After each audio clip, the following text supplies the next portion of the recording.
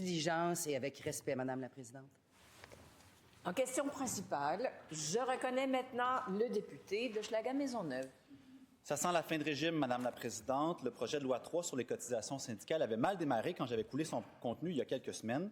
Et demain, le ministre va présenter devant le Conseil des ministres des amendements pour avoir le feu vert. Or, hier, j'ai mis la main sur les amendements, Madame la Présidente, avant même que les ministres ne les voient. J'étais assez déçu du maigre contenu de la petite poignée d'amendements que le ministre nous a préparés. Il bouge sur les seuils pour obliger les états financiers vérifiés, maudite chance. Ensuite, sur les formules de vote qui devaient s'étaler sur 24 heures, désormais, ce sera sur 12 heures. La belle affaire. Fait que pour remplacer Léonie, la professeure déléguée syndicale de l'école primaire du coin, le ministre impose une période de vote de 12 heures, même s'il y a juste une seule personne qui lève la main pour lui succéder. Bizarre. Mais pourquoi le ministre du Travail échappe autant de dossiers? Parce qu'il n'écoute pas. Il n'y a aucun amendement sur les cotisations facultatives. Pourtant, ses propres analystes du ministère disaient que ces cotisations facultatives représentaient un niveau de complexité élevé qui ne s'arrime pas avec la jurisprudence en vigueur ainsi qu'avec les chartes. Pourquoi le ministre fonce la tête baissée dans le mur? La réponse du ministre du Travail. Merci, Madame la Présidente. Il le sait, mon collègue d'Hochelaga-Maisonneuve, on est constamment à l'écoute. On travaille avec les partis. C'est un projet de loi qui m'apparaît fondamental, qui s'intéresse à la transparence syndicale. On sait à quel point c'est important.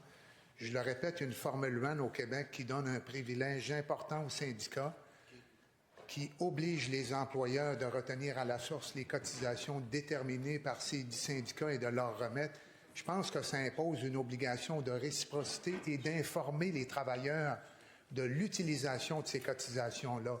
En gouvernance, il y a aussi la même dynamique. Il faut que les votes soient tenus dans un contexte qui favorise la plus grande participation possible des travailleurs. En ce qui concerne la démocratie, c'est important que les travailleurs puissent s'exprimer et influencer la façon dont les cotisations sont utilisées, et ça passe par des cotisations de nature facultative. Et c'est un vote collectif. Les amendements dont le collègue a obtenu copie ne m'apparaissent pas fondés. Ils seront déposés en temps opportun. On commence l'étude détaillée demain et on va travailler en collaboration. Merci, Madame la Présidente. Première complémentaire. Le projet de loi 3 qui coule en septembre, le projet de loi sur les décrets de convention collective qui coule en novembre et là, les amendements qui coulent en décembre. Dans tous les documents, Mme la Présidente, les fonctionnaires lèvent des drapeaux rouges. Faites pas ça, c'est probablement illégal. Ça ne respecte pas la Charte québécoise. Ça ne respecte pas nos engagements internationaux sur la liberté syndicale.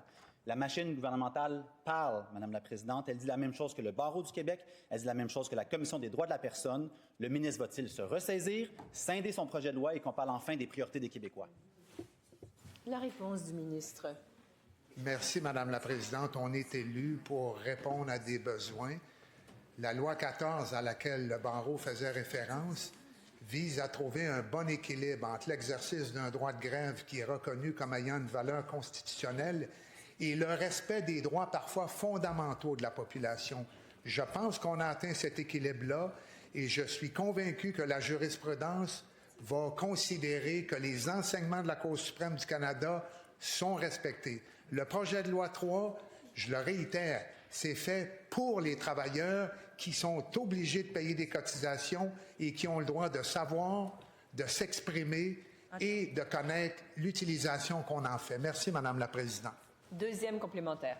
En plus des 3 documents coulés, j'ai même appris, Mme la Présidente, que le ministre prépare un autre projet de loi anti-travailleurs, cette fois-ci pour désyndiquer des peintres, des jointeurs et d'autres métiers dits de finition dans la construction.